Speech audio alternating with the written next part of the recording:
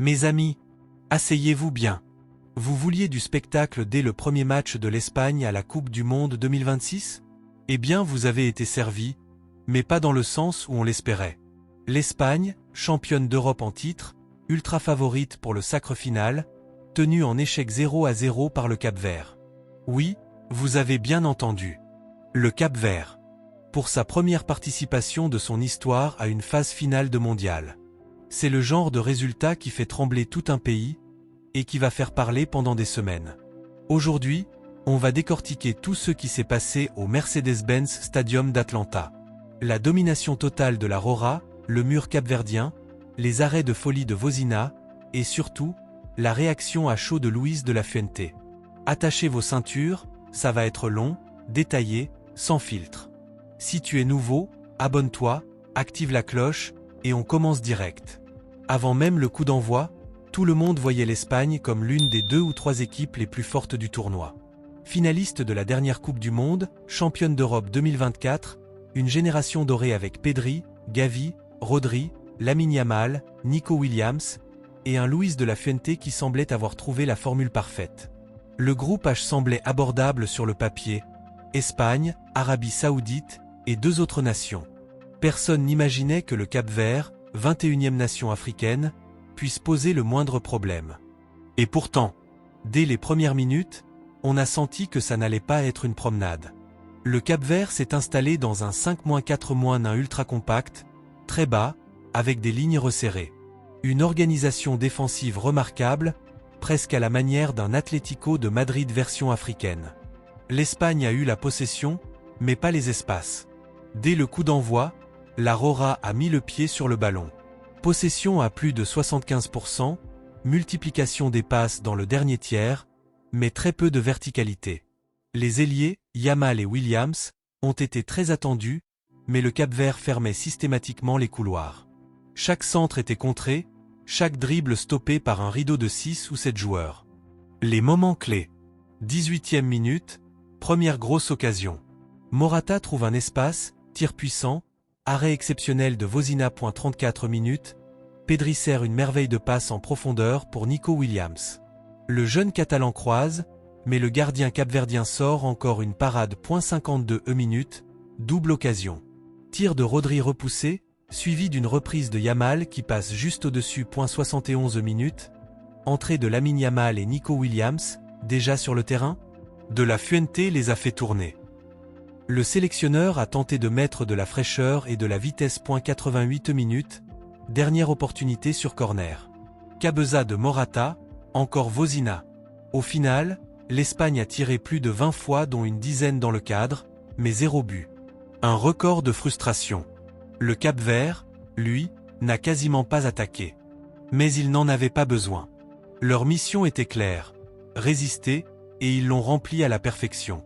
Mes amis, il faut prendre le temps de saluer comme il se doit ce que vient de réaliser le Cap-Vert. Parce que oui, derrière le fiasco espagnol, il y a surtout un exploit historique qui mérite qu'on s'y attarde longuement. Pour sa toute première participation à une phase finale de Coupe du Monde, le Cap-Vert a tenu en échec l'Espagne, l'une des équipes les plus talentueuses et dominantes de la planète. C'est tout simplement l'un des plus grands exploits défensifs de l'histoire récente du football africain. Rappelons le contexte, le Cap-Vert n'est même pas dans le top 100 FIFA avant le début de ce mondial. Ils se sont qualifiés à la surprise générale en passant par les barrages africains, avec un jeu basé sur une solidité défensive à toute épreuve et un état d'esprit guerrier. Personne ne les attendait à ce niveau. Et pourtant, face à l'armada espagnole, ils ont livré une masterclass défensive. Le héros du match, Vozina. Le gardien capverdien a été phénoménal. À 38 ans, Vozina a réalisé le match de sa vie. Multiples arrêts réflexes, sorties hautes impeccables, jeu au pied sûr. Il a repoussé au moins 8 ou 9 situations très chaudes. On peut sans exagérer dire qu'il a sauvé son équipe à lui tout seul à plusieurs reprises. Sans Vozina, ce match aurait pu tourner au carnage. Il a écœuré Morata, Yamal, Williams et compagnie. Un véritable mur humain. Une organisation défensive parfaite. Les requins bleus ont joué dans un 5-4- ultra discipliné, parfois même en 6-3-1 en phase défensive. Les lignes étaient extrêmement resserrées, avec seulement 10 à 15 mètres entre chaque ligne. Dès que l'Espagne pénétrait dans le dernier tiers, ils étaient immédiatement entourés par 4 ou 5 joueurs. Les centraux capverdiens ont été intraitables dans les duels aériens. Les latéraux ont parfaitement coulissé pour fermer les couloirs. Pas une seule fois on a vu un espace se créer durablement. C'est du coaching de très haut niveau de la part de leur sélectionneur. Ce qui impressionne le plus, c'est l'intelligence tactique de cette équipe. Ils n'ont presque pas commis de fautes stupides. Très peu de cartons, une concentration de tous les instants pendant 90 minutes.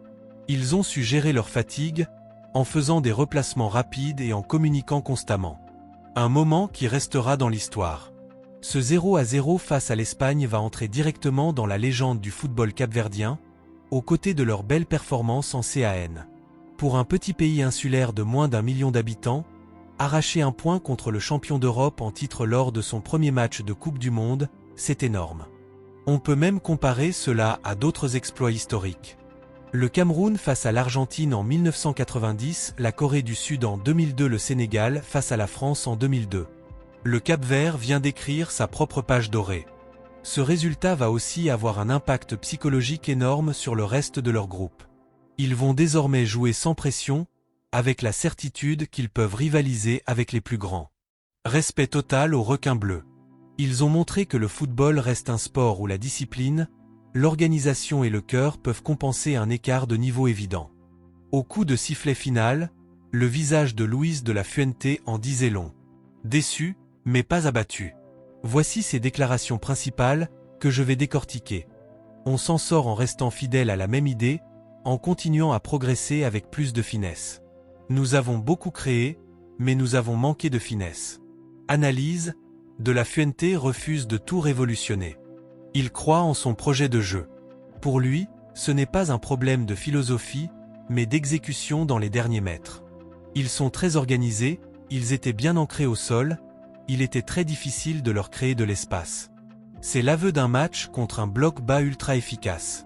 L'Espagne a manqué de mouvements sans ballon et de variation de rythme.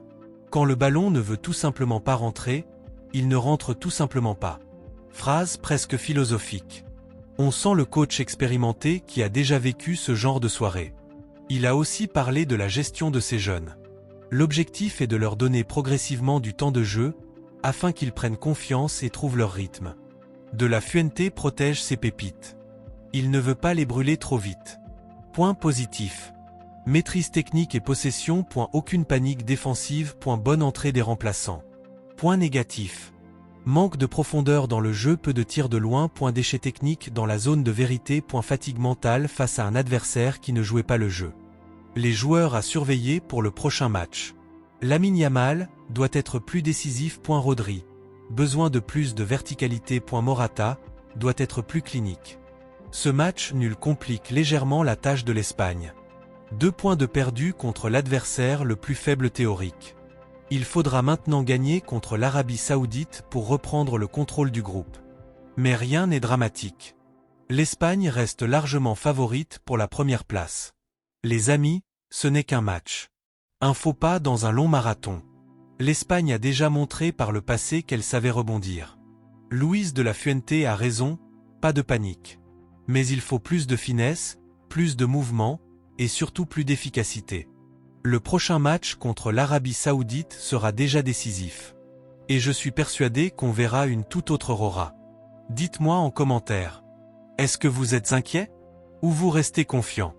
Quelle est votre note pour Vozina? 9 dixièmes? 10 dixièmes? Likez la vidéo si vous avez kiffé l'analyse, abonnez-vous pour ne rien rater des réactions à chaud du Mondial 2026, et on se retrouve très vite pour le débrief du prochain match. Allez la Rora, et respect au Cap-Vert.